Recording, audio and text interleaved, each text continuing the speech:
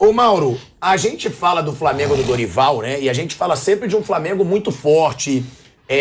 Já vem aí, são 17 ou 18 jogos de invencibilidade? Eu não sei de cabeça. Eu acho que são 17 ou 18 jogos. O Flamengo do Dorival tem 17 ou 18 jogos de invencibilidade. O jogo do Goiás. Então, 17 jogos de invencibilidade. Tem esse Flamengo do Dorival Júnior. Você acha que São Paulo vai lá e vai atropelar? Não. O Flamengo do Dorival vinha jogando muito bem. E muito bem mesmo.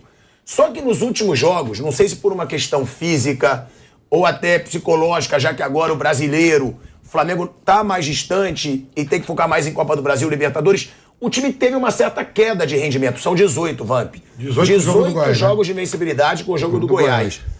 Teve uma certa queda de rendimento. A gente pega aí. 1-1 contra o Palmeiras. Foi uma partida honesta, mas não foi uma grande partida. Teve 1-1 com o Ceará. Teve o jogo contra o São Paulo ainda. O 3-1 contra o São Paulo, que o São Paulo foi superior, mas o Flamengo venceu, eficiência.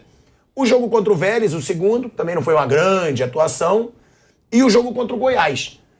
É preocupante ou é normal o time ter essas oscilações, sabendo que agora é o principal momento, né? É o momento de chegar na final da Copa do Brasil, é o momento de final de Libertadores. Essa queda de rendimento, você acha que é mais físico ou você acha que também tem uma certa acomodação para chegar com tudo de novo para as finais das competições? Qual desses jogos que você citou foi o time titular? Só o contra o São Paulo. Não, o Vélez jogaram bastante mais ou menos, né? Mas não foi o time titular, né? Sim. Mesmo contra o Vélez não foi. Acho que daí a explicação, né? Você não vai ter esse rendimento todo com um time misto ou com reservas. Mesmo que eles vençam jogos, não percam e tal, é claro que vai ter uma queda. Você não vai ter um time reserva jogando no mesmo nível do time titular. Nenhum lugar do mundo, né? Acho que nenhum clube do mundo tem um time reserva que entre e faça, senão o reserva seria titular. O titular seria o reserva. Mas você acha que o titular, então, continua 100%? O último do São Paulo, do Vélez, era bastante o último jogo dos titulares foi na Argentina. Foi aquele vareio. O jogo com o São Paulo era os titulares. O Flamengo não jogou bem, mas meteu 3-1. Então, até quando jogou mal, meteu 3-1, fora de casa. 4 chutes na direção do gol, 3 gols. É uma coisa até meio atípica. O Flamengo perde muitos gols, né? Para cada gol, chuta 500 vezes no gol. Enfim, é até um velho problema. E esses outros jogos foram todos jogos com um time misto. E eu acho que está muito claro, já falei isso aqui antes, inclusive, que os caras estão voltados agora para o mata-mata. O Flamengo meio que jogou a toalha. O que eu acho, falei ontem, repito, eu acho que o clube deveria assumir publicamente uma posição. Olha, nós analisamos aqui o contexto, o calendário, os jogos, a logística, os adversários, as distâncias entre os jogos, né? Distâncias de viagem, né? Físicas, né? E também de tempo entre um jogo e outro, quantos dias. E não é possível brigar em todas as frentes. A gente não tem condição de buscar uma liderança, uma distância do líder, que é o Palmeiras, ao mesmo tempo brigar em outras duas. Então a gente vai priorizar isso aqui. Deveriam fazer isso, até para o torcedor não ficar criando uma expectativa. Muito bem claro isso contra o Ceará, né, mano? Isso, os sinais são dados, mas ninguém fala. Não, o sinal maior foi contra o Ceará. O Ceará, exato. Porque sabia tudo que aconteceu no Não, o Palmeiras também. Você jogar contra o líder, sendo vice-líder, poupando o time. Tudo bem, mas o Ceará foi onde mesmo assim eu vi que... Sim. Porque o Ceará ainda tinha um jogo que era 4-0 fora de casa. O Flamengo nem precisava usar o time titular contra o Vélez. Era 4-0 fora de casa, o Palmeiras tinha empatado na noite anterior. Então ali era para entrar com o time principal. Ele mudou só no segundo tempo. Por quê? Porque a preocupação não é o brasileiro. Às vezes parece até que eles querem ficar longe do Palmeiras para não ficar com essa cobrança. O que faz sentido. Se você analisar friamente, faz até sentido. Se você chegar à conclusão que você não vai alcançar, porque você vai enfrentar uma série de obstáculos no caminho, que de fato, os jogos são todos encavalados, né? Vai ter jogo adiado, vai ter semana talvez com 3 jogos, um jogo dia sim, dia não. Porque tem jogo do Corinthians, Flamengo-Corinthians, que cai na final da Libertadores, vai ser adiado. Tem um jogo acho que do Santos também, que cai num período que tem que viajar para Guayaquil, que tem que chegar lá dias antes. Também pode ser remanejado. Então tem vários jogos aí que vão ficar muito apertados. Vai conseguir ganhar esses jogos todos? Não vai. Vai colocar os titulares para arrebentar nessa sequência para chegar morto lá em Guayaquil? Suicídio. Ano passado fizeram algo parecido, porque não tomaram uma posição. E aí o Renato Gaúcho não queria ser responsabilizado por poupar jogadores, colocava muitas vezes o time titular, ficava bravo quando falava que estava poupando. Não estou poupando, o cara está machucado, ficava aquela indefinição. Os dirigentes se omitiram, ninguém falava nada, né? E o resultado foi que o time chegou morto na final. A gente vai entrar no ar agora na Rádio Jovem Pan. Vamos começar o bate-pronto na rádio. Estamos no ar, hein? No ar na Rádio Jovem Pan, na TV, na rádio e no YouTube, falando aí sobre os preparativos, né? Todos os detalhes desse clássico de amanhã entre Flamengo e São Paulo no Maracanã. O Mauro César, Vamp, estava falando agora, Nilson também, Vanderlei, sobre essa situação do Flamengo assumir oficialmente abrimos mão do brasileiro, não do título, mas de colocar o time principal no brasileiro, do foco no brasileiro. Que o foco tem que ser oficialmente, né, Mauro, a Libertadores e a Copa do Brasil. Não, porque esse é o sinal que eles estão dando a cada jogo. Então, acho que deveriam assumir essa escolha para o torcedor entender, e nós também, a imprensa, todo mundo entender, olha, o foco agora é esse. Ah, por que isso? Porque a gente chegou à conclusão que não dá. Você pega a lista de jogos, pede o pessoal da produção de passar a lista de jogos e as datas. Tirando esse intervalo que vai ter agora de data FIFA, né, que vai ter uma paradinha no campeonato, é pauleira. E mais, o Flamengo vai ter agora, vai ficar convocados Everton Ribeiro, Pedro, Arrascaeta, Varela, Pulgar e Vidal. Amistoso de seleção que não vai para a Copa. Os dois vão para a seleção do Chile. São 6 jogadores. Ou seja, esses caras também vão chegar em cima da hora. O jogo com Fortaleza, que é no dia seguinte a data FIFA é na terça, né, a última, o jogo é quarta à noite lá no Castelão, no Ceará. Esse jogo com Fortaleza, esses jogadores dificilmente vão estar à disposição. Ah, mas bota lá um jatinho, traz correndo, traz no ônibus leito, traz no tapete voador, não importa. Você vai pegar um cara que jogou na terça e botar para jogar na quarta-feira, com uma final de Copa do Brasil que pode estar se aproximando, caso o Flamengo se classifique amanhã, e a final da Libertadores que está lá com a data marcadinha esperando. Então, mas... Não vai fazer uma loucura dessa? Ainda tem data FIFA no meio, quer dizer, que é um absurdo, né? Mas essa aí, data FIFA, vou te contar, né? Esses amistosos... Amistosos do Chile, gente. Aí vale Sub-17 lá. Pô. Aí vale para toda a direção, de qualquer clube, né? Se o cara jogar aberto desde o início, explicar o seguinte, nós estamos em 3 competições, muito apertado para nós, por mais grandão que seja. Eu acho que o elenco do Flamengo tem suporte para fazer mais do que fez até agora no campeonato, nesse momento, né, no Campeonato Brasileiro. Mas seguindo a linha de que o dirigente tem que ser transparente. Olha, para nós vamos brigar entre os 4 do Campeonato Brasileiro. Pronto, é isso. E vamos disputar para valer, para ganhar as Copas. Entre os 4, que eu sempre falei aqui, quem sabe, acompanha, todo mundo sabe que eu acho que ir para a Libertadores é ótimo. Ganhar o Campeonato Brasileiro é muito bom, mas se tiver entre os 4 do Campeonato Brasileiro, foi um ano que não foi perdido. Né? Aí o Flamengo fala isso e termina em terceiro no Campeonato Brasileiro, muito bom. Os caras falaram que era entre os 4 e está em terceiro. É que não falou, e eu também acho que tem time e tem elenco para disputar o Campeonato Brasileiro. Mas não é público. O dirigente jamais virá público para fazer isso que você está querendo, você sabe. Eu sei. E ele sempre deixa o escudão, que é o técnico. O técnico vira o escudo e quem toma porrada é o treinador. Então, o Dorival escolheu. Não é o Dorival. O Flamengo não é sozinho que se escolhe. Tem um planejamento do dirigente também, da diretoria. Assim, eu sei que a gente não sabe lá o que os caras falam. Mas, teoricamente, se eu sou presidente do Flamengo, eu vou dizer, eu quero tudo. Brasileiro e Libertadores. Copa do Brasil é outra coisa. É lógico. É os 2 principais. É lógico. Como é que você está numa roda e fala assim, não, eu quero que ganhe a Copa do Brasil e a Libertadores? Nada o Campeonato Nacional, que todo mundo fala. Até mesmo o Abel falou, o Jorge Jesus até falou. 2 semanas atrás, o Flamengo já estava superando o futebol jogado pelo Palmeiras. Essa era a conversa. E até pelo Fluminense, né? Que era aquele e já está respirando aí para... Atenção, vai alcançar o Palmeiras. E aí, passa 15 dias, já... Olha, jogou a toalha, não interessa mais o Campeonato Brasileiro, porque agora só as Copas, a coisa está mudando, é uma postura volúvel a cada dia. Eu acho o seguinte, eu acho que eles erraram em não aproveitar quando podiam aproveitar, ganhar pontos importantes, deixaram 1 ponto atrás, deixar de ganhar 2 pontos. Começa a fazer conta aí. O erro do Dorival e da diretoria do Flamengo já foi. Mas não é Dorival. Agora não é mais. É o Dorival também, ele é o treinador. Não é só Dorival, não é só... Mas precisa ver se tem autonomia total, né? Para fazer o que o torcedor quer. Tropeçou quando não podia tropeçar. Então, ele deu chance para os outros, que não souberam aproveitar. Você vê, grandes chances os times tiveram e não conseguiram se aproveitar. E não conseguiram aproveitar isso. Eu acho que esse negócio de poupar tem argumento para todo mundo. O Rogério deu uma declaração, aí só faltou sair num andor.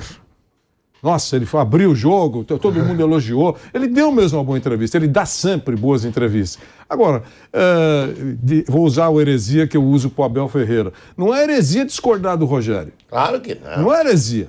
Eu acho que ele poupou demais. Mas ele saiu lá, todo mundo, olha, a explicação foi profunda, hein? Tirei 11, porque 11. Profunda a explicação dele, só não entendeu que é uma anta. Então eu sou uma anta. Porque eu acho que ele devia ter começado com o time mais forte que ele tem. Ué, mas não tem elenco como tem os outros. Eu sei, ele está falando isso há um ano. Que o elenco é enxuto, que não tem opções, que o time está numa grande pindaíba. Ele falou de novo. Várias vezes nessa última entrevista. É muito delicada a situação no São Paulo. Só concorda aí, quando ele fala isso, só concorda se for em relação ao Atlético Mineiro, Flamengo e Palmeiras. Em relação aos demais, não. Você acha que o São Paulo é o 5º elenco do Brasil? Junto com o Corinthians. Junto com o Corinthians. Você já olhou pra trás o que tem o América Mineiro, o que tem o Ceará, o que tem o Fortaleza, Cuiabá, Juventude. Você tem que falar em relação, eu tô sem dinheiro em relação a esses três. Para ter jogadores do mesmo nível, a Palmeiras, Flamengo e Atlético Mineiro. Aos demais, não. O Rogério talvez tenha bem mais autonomia do que tem o Dorival Júnior no Flamengo. Então o Rogério talvez tenha bem menos interferências do que tenha o Dorival Júnior no Flamengo. Até pelo estilo do Rogério e do Dorival. O Dorival é um cara muito conciliador, um cara que gosta de ouvir todo mundo, um cara que não bate de frente com ninguém, um cara sossegado, tranquilo, boa praça, sossegado. E o Rogério não, o Rogério é um cara individualista. Ele é um cara que toma, desde quando era jogador.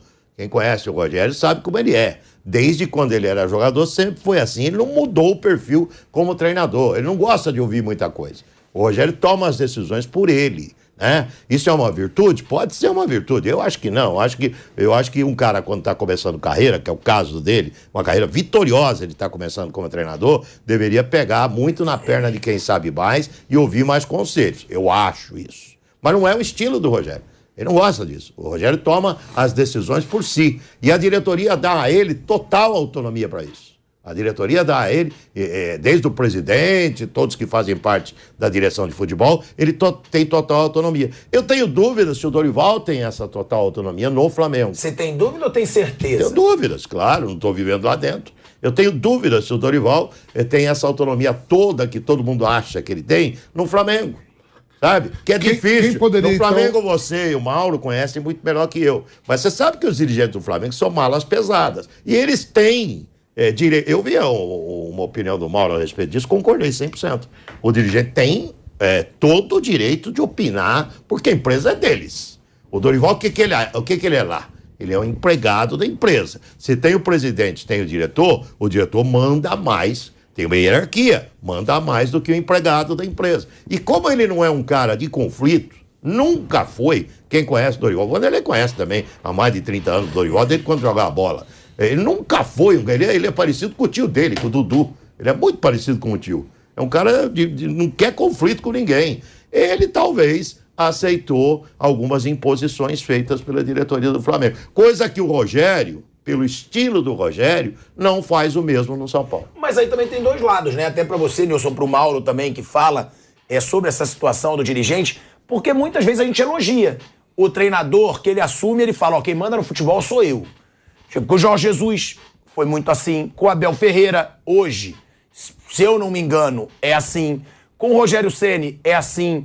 Também não é positivo você ter um treinador que banque, que fale assim, futebol... Quem manda sou eu. Eu tô aqui dentro, eu tô acompanhando. Mas vocês acham que no Flamengo hoje é impossível ter essa postura do Dorival? Seria errado até se ele tivesse? Eu acho que isso é uma terceirização de responsabilidades, né? O dirigente, ele se omite e passa a bola toda pro técnico. Quando o técnico adquire um certo status, né? No caso do Abel, do Palmeiras, do Jesus no Flamengo, o Rogério tem, até pelo seu histórico todo no São Paulo, é mais cômodo para ele. Então, o cara resolve, ele tá tudo bem. Ou então você desde já muda o modelo, passa a trabalhar com aquele modelo europeu, que é o modelo do Alex Ferguson no Manchester United, durante décadas, né? Do Guardiola, no sítio com a turma lá do Ferran Soriano, aquele pessoal todo lá, a turma da Catalunha lá, que era do Barcelona, esses caras decidem. Mas são clubes com outro modelo também, clubes que têm acionistas, que têm donos, o dono delega para alguém, é diferente. O Klopp ele fala, vale no Liverpool. Mas aí esses caras estão num patamar muito alto, eles conquistaram isso, né? Chegaram nesses clubes já com status elevado e aumentaram ainda mais a sua importância. Eu acho que algumas questões, nem o Guardiola tem que decidir. Por exemplo, se a meta do Manchester City é ser campeão europeu, Alguém lá tem que falar assim, Pepe Guardiola, é o seguinte, olha, nosso projeto aqui é ganhar o título europeu. Já temos uma fila aí de títulos da Premier League, queremos mais um, mas na dividida, meu irmão, é o título da Champions League. Por mais que você goste de ser campeão pontos corridos, esse é o nosso projeto. E ele acho que tem que ouvir, ele é funcionário também do Manchester City, ele não é o dono do Manchester City. A mesma coisa, o Klopp, quando buscaram agora o título inglês há 2 temporadas, né, que o Liverpool não ganhava desde quando não era Premier League, era muito claro que quem acompanha via que eles já tinham vencido a Champions League com o Klopp e chegou depois a outra final agora e perdeu para o Real Madrid, né? E buscaram ali o campeonato inglês. Eles queriam ganhar um campeonato porque não ganhava há muito tempo. Ganharam no meio da pandemia, não deu azar danado. Comemoraram no estádio vazio, mas ganharam. Ganharam uma disputa tremenda ali de novo com o Manchester City. Eu acho que assim, o clube é que tem que dizer. Nesse caso específico, o Dorival não tem nenhuma responsabilidade pelo que aconteceu, obviamente, antes de sua chegada. Mas ele encontrou um cenário com vários problemas que foram sendo resolvidos aos poucos. Jogadores que ele utilizou e foi deixando um pouco de lado, outros que ele escala, como o Diego Ribas, obviamente, muito claramente, assumidamente, por uma questão até de influência que ele tem no grupo. Alguns que vinham muito mal foram embora, caso do Ilharão. O Ilharão foi embora. O Dorival não tem que, entre aspas, aturar o Ilharão na fase que o Ilharão estava, que era péssima, né? Isla. O Isla foi embora também, que é um jogador que já não rendia nada praticamente. O Gustavo Henrique, que era um tanto quanto controverso, também foi embora. Você vê que esse pessoal foi tudo saindo, foram saindo jogadores, né? Então, e chegaram. Vitinho. Saiu o Vitinho, era outro também que não dava retorno técnico já há algum tempo, e outros foram chegando para os lugares desses aí. Então, deu uma oxigenada no elenco, até rejuvenesceu um pouco, que a média de jogadores chegaram um pouco mais baixa de idade. E ele tem agora um outro grupo e foi fazendo um trabalho. Mas ele encontrou o quê? Uma diferença para o líder de 9 pontos. 7 pontos. Ao final do turno era de 9. Em contrapartida, ele conseguiu avançar nos 2 mata-mata. Antes do Flamengo e Tolima, as pessoas achavam que o Flamengo ia perder para o Tolima. E quase perdeu lá em cima. Lá em cima não, lá na Colômbia, que não foi na altitude. E merecia ter perdido. Ganhou de 1-0 com o gol lá do Andrés, mas jogou muito mal. O Santos fez defesa, foi uma atuação ruim. Depois ganhou de goleada no Maracanã, no jogo totalmente inverso em relação ao anterior. E dali foi marchando na Libertadores. Se classificou contra o Vélez com autoridade, chegou agora a essa final. Passou pelo Corinthians muito bem também, ganhou do Corinthians com autoridade dentro de Itaquera. Então a campanha dele na Libertadores é muito boa. Tirando o jogo do Tolima, ganhou de goleada no Rio, ganhou em São Paulo do Corinthians, voltou a vencer no Rio de Janeiro ali sem fazer muita força, que o jogo meio que administrou o Corinthians, não correu risco, o Corinthians não ameaçou o Flamengo, e também era igual ao São Paulo, tinha que fazer 2 gols. Em um momento ali, falei, o Corinthians pode... Não teve. O jogo foi bem morno, né? E agora contra o Vélez, uma goleada e depois também administrou na volta. Então você vê que o Flamengo chegou à final com o Dorival. A fase de grupo foi muito boa também, né? Com o Paulo Souza, apesar de todas as críticas a ele. Foi a maior pontuação da história do Flamengo na Libertadores. O Flamengo só não venceu um jogo, que foi contra o Talheres, e ainda teve um erro de arbitragem e não tinha VAR. Um gol impedido do time argentino. Ele poderia ter vencido todos os jogos. E dali para frente ganhou assim, cada fase com autoridade. Não teve perrengue. Ah, mas não pegou ninguém. Pô, pegou o Vélez, que eliminou o River, pegou o Corinthians e pegou o Tolima, que tinha derrotado o Atlético em Belo Horizonte. Então, assim, não estou dizendo que são os maiores times do mundo, mas não foi assim, uma carne assada, não pegou ali só molezinha. Não teve isso. Não pegou assim, um time de 5ª categoria. Então, e a classificação ela veio assim, com autoridade. Então, se ele no Brasileiro não recuperou, ele avançou ali. E na Copa do Brasil, o Flamengo eliminou o Atlético. No começo do trabalho dele, aquela derrota por 2-1, aí ele consegue recuperar o time e ganhar no Rio muito bem por 2-0. Passou agora pelo Atlético Paranaense, já fez uma vantagem grande sobre o São Paulo. Olha só os adversários que o Dorival e o Flamengo tiveram juntos. Copa do Brasil, e dificílima a tabela. E a maneira que tem vencido, sabe? Com vitórias fora de casa, contra o Atlético Paranaense, contra o São Paulo. O trabalho dele é excelente. Então, assim, tem esse outro lado. Então, nesse cenário todo, eu mesmo que dizia algumas semanas que tinha que dar uma carga maior ali para tentar reagir no brasileiro, não aconteceu, então não adianta mais, amigo. Agora, isso já passou. Agora, se tentar abraçar o mundo com as pernas, vai se dar mal. E um ponto que é importante é o seguinte, o Flamengo tem um caminho nas 2 competições e o seu principal adversário hoje, os 2 principais adversários, caíram já. Palmeiras e o Atlético. Os 2 estão fora. Isso é pouco lembrado.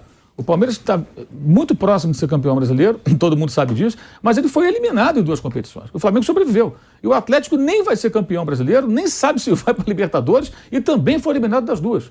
Porque são os 3 times que lá no começo do ano, obviamente, eram apontados como os principais, né? E o Corinthians, com todo o investimento, já saiu da Libertadores, não briga pelo título brasileiro e quinta-feira vai nos mostrar se vai a decisão ou não. Pode ser até que não vá a decisão, que é um outro elenco que cabe. Quer dizer, então, se eu olhar no geral, tem um perde-ganha aí. E eu acho que o Flamengo do Dorival tem um saldo muito positivo. Apesar de eu discordar de uma decisão ou outra, um momento ou outro. E agora eu acho que os dirigentes tinham que blindá-lo. Brindar o cara. Chegar e falar assim, vai lá o Marcos Braz, o Landim, sei lá, qualquer um lá. Chegar e falar, o negócio é o seguinte, a decisão da instituição. A gente analisou aqui, o brasileiro está muito difícil. A gente não vai arrebentar o elenco fazendo jogos forçados aqui com o time titular, tem data FIFA, muita viagem, então a orientação, não a orientação, a definição junto com a comissão técnica, o departamento de futebol é essa. Vamos priorizar, colocar nossos jogadores em condições para o dia 29 de outubro contra o Atlético, lá em Guayaquil, e fazer o melhor possível para que o time possa ser campeão da Copa do Brasil. O brasileiro, vou tentar ficar ali no grupo dos 4, 5 mais bem colocados, e no ano que vem a torcida vai ver o Flamengo brigando pelo título brasileiro, se preparando melhor para o campeonato, e etc. Acabou. Que aí acaba essa conversa, acaba essa história, porque a pressão fica muito em cima dele. A ala dissidente da Flamengo, que não te respeita mais, ela estava lá no domingo, eu não defendo a queda do Dorival. Furiosa, os caras queriam a queda na rede social. Que absurdo, tem que demitir. Cara, peraí, não é assim também. E no domingo, eu acho que também os próprios jogadores, você não percebe não tinha aquele tesão pelo jogo, né? Parece que eles estavam... É diferente o comportamento. Vamos ver amanhã. Amanhã é outra história. Maracanã, com São Paulo, a vaga na final, vai todo mundo, né? Empolgadão, animado. É outro espírito, né? Então, acho que tem isso também. Os jogadores também têm que ser sempre citados, né? Porque eles é que entram em campo, né? Não são o técnico, não. No caso do Dorival, eu quero só falar do Dorival. No caso do Dorival, eu acho que a decisão não é só dele. Eu acho que a decisão do grupo de jogadores com ele. Por que você acha isso? Eu acho isso porque eu analiso a maneira como ele chegou. Entendeu? Ele chegou como um conciliador, como Gandhi, como um cara da paz. Né? Acertou aqui, o Mauro falou, o Thiago falou que eles conhecem muito mais o Flamengo do que a gente aqui, é verdade. Olha, ele está colocando entre aspas, a panela para jogar, para depois dar uma ajeitada. Porque ele não entrou batendo de frente. Foi outro discurso que deve ter sido dado para o Paulo Souza. Tipo assim, você chega lá, chuta o pau da barraca. Não precisa nem cumprimentar ninguém. Vai dando pancada e que o que você fizer tá certo. Deu no que deu. Exatamente o oposto aconteceu com o Dorival Júnior. Ele chegou, querido pelos jogadores, já tinha passado por lá, um cara jeitoso, e a coisa começou a rodar. E essa carga de poupação, eu acho que não acontece sem o professor Dorival conversar com os jogadores. E ele deveria ter convencido os jogadores, e olha, em vez de deixar vocês no banco, deixa vocês no banco no segundo tempo para descansar. Mas vamos começar com vocês, porque a gente precisa mesmo ganhar ponto. Eu quero começar já com as cobras criadas. Exatamente isso que eu gostaria que acontecesse. E ele não fez isso, né? Então eu acho que ele e os jogadores conversaram, acho que a diretoria não meteu o bico. Se está certo ou não, mas nesse caso acho que ela não meteu o bico. É um acordo entre o professor Dorival e os estrelados do elenco do Flamengo. Vendo de longe, é isso que eu acho, Osmar.